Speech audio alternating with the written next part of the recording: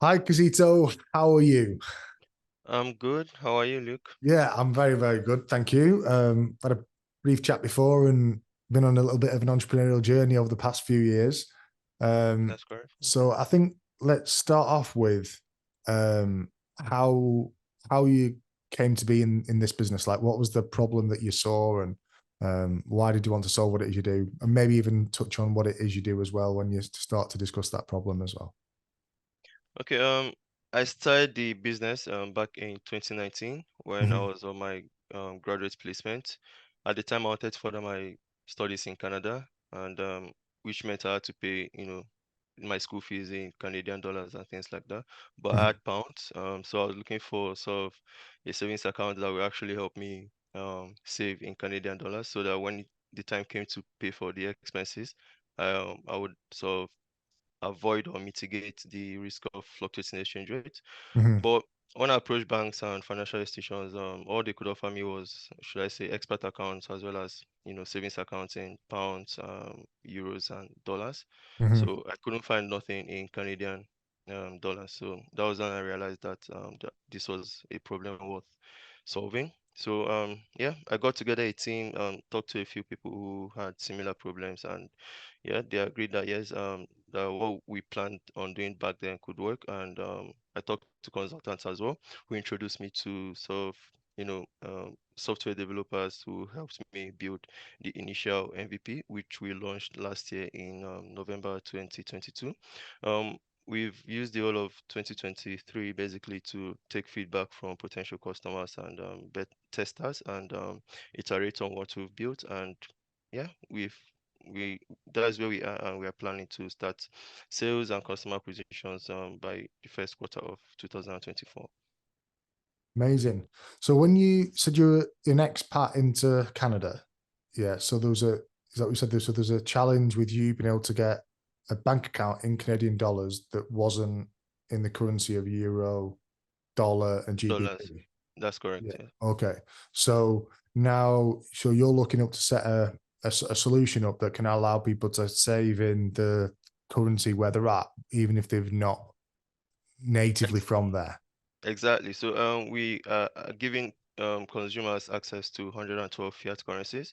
So if you have expenses, say in another currency, outside of your local currency, you can easily save in that currency. And when you're ready to sort of make your purchase, you have the full balance to actually make the purchase rather Mhm. than taking out, should I say, a credit card or a payday loan, when or in case you fall short of, the actual balance that you need.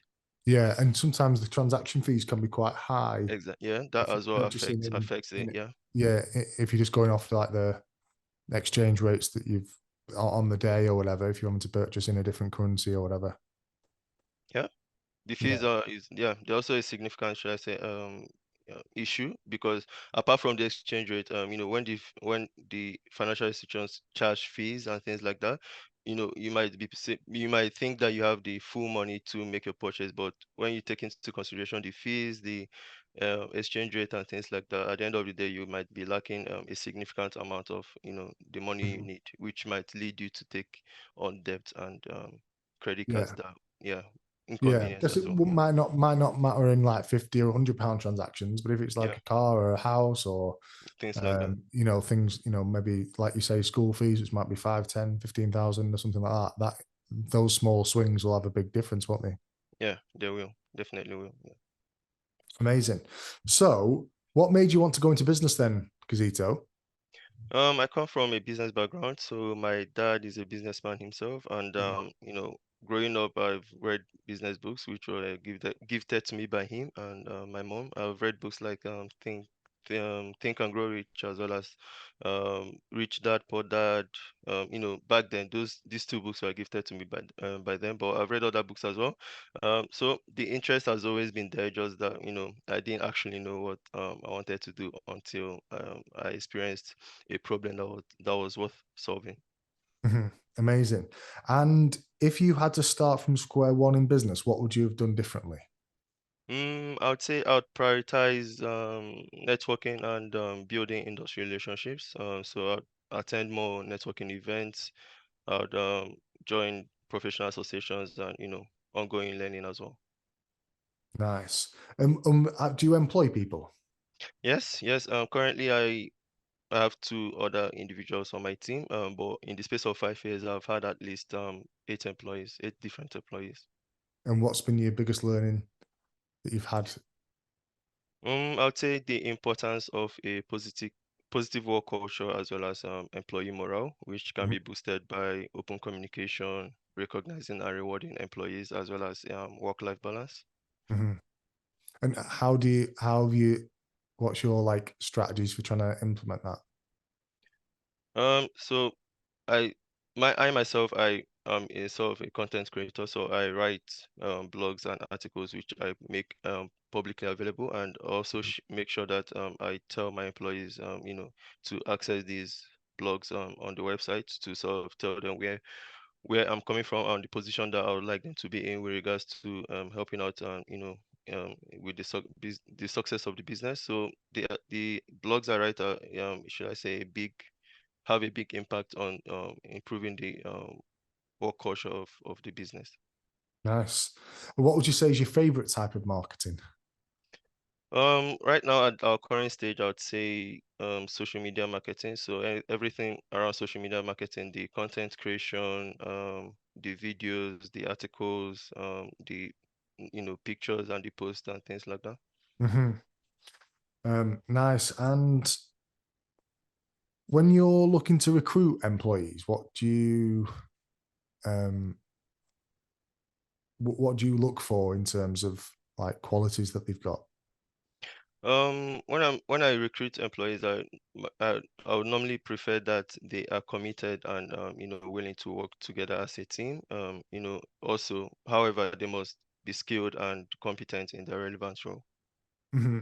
So when you say the business is now up to like people use the term like MVP, minimum viable product, um, what have been the challenges to get to that point, and what lessons have you learned, do you think, on this journey? Okay, currently we are still bootstrapped, so I would say one major challenge of being bootstrapped is that you have limited resources. So I still fund the business from my own, should I say, income basically. And when I said the business, I didn't think of approaching investors to tell them about the idea and taking on angel money to build up the initial MVP. I actually used um, my own cash to build the MVP and things like that. So I would say, yeah, uh, for me, bootstrapping it's should I say every entrepreneur there should so first of all try bootstrapping before trying to take on external investors, because it gives you the should I say leverage to make autonomous decisions until the business actually needs financing. Mhm. Yeah, it's interesting. What made you did you know that before you decided to bootstrap it yourself, or is that something that you've learned after? When I started, I made the decision to start myself with my own cash. I started building the prototyping, the wireframes with my own cash as well. But I talked to some mentors and coaches back then who also encouraged me to try the bootstrapping method first before approaching investors. And yeah, I would have. I mean, it's good to approach investors early on, but these days investors will normally like to see some sort of traction, whether in regards to your MVP or whether you have early customers or early revenue. So I did have that um, support system to build the MVP back then, and right now we are also planning to do customer acquisitions and sales without investor money. So these are the kind of things that at the end of the day, when you do it yourself, you sort of have the greater chance of bringing on investors as partners in your business. Yeah. So from a when you're thinking about um this marketing and customer acquisition piece, what would you um what's your approach to that in terms of where did you start, and have you got any objectives that you're looking to achieve? Have you done any testing yet, or are you starting from scratch? Like what plan have you got? Okay, after we launched last year, the MVP that was we use this here to sort of take feedback and iterate on what we've done. So while the developers were developing, I myself I was meeting with attending events and meeting with industry experts in Liverpool here where I reside. So I have so we've have sort of our ideal customer profile. We know who our target customer is, and how to reach them, where they can be found, and things like that, where they normally hang out. So we've created a growth strategy, should I say, a growth strategy, an initial growth strategy for bringing the product to market. And part of that growth strategy is also the go-to-market strategy, which includes, what the target customer is and where they can be found and how much we can charge for the product. Nice, nice. So, where do you want to see yourself in 5 years then? See. In 5 years, I see myself as, should I say, a revenue generating business. So with at least should I say, up to 5,000 customers thereabout. If I'm still bootstrapped by then. But yeah, definitely in 5 years time, I want to be generating revenue and, if possible, making profit. Nice, nice. And is there anything that you would think I've not asked you that might be interesting, or maybe this close with some of your favorite books and why you like them, Um, or entrepreneurs? okay. Favorite books. I'd say currently reading one that I can't remember the name right now, but yeah, I read entrepreneurial books as well, especially with regards to books that has to do with investing. So I'm sort of an intermediary investor. So I invest in uh, the in stocks, so public market. I try to go for stocks that are, should I say, dividend generating as well, to sort of support the business, because we are a savings product, which means that we have to pay interest to our customers. So we actually need sort of another revenue generation, Mhm. should I say, technique to support the interest payments. So yeah, while the savings is the revenue from the savings is sort of an active revenue generation tactic for us. We need to have a passive revenue generation tactic, which made me go into investment. I think that was 3 years ago. So right now I have a couple of stocks in my portfolio, and I'm also looking to diversify by making that possible also with the business. Mhm.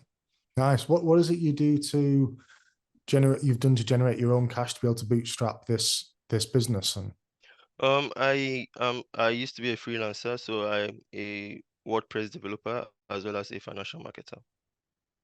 nice, nice. All right, Kizito, thanks so much for your time, and yeah, it's been interesting talking to you. Thanks so much.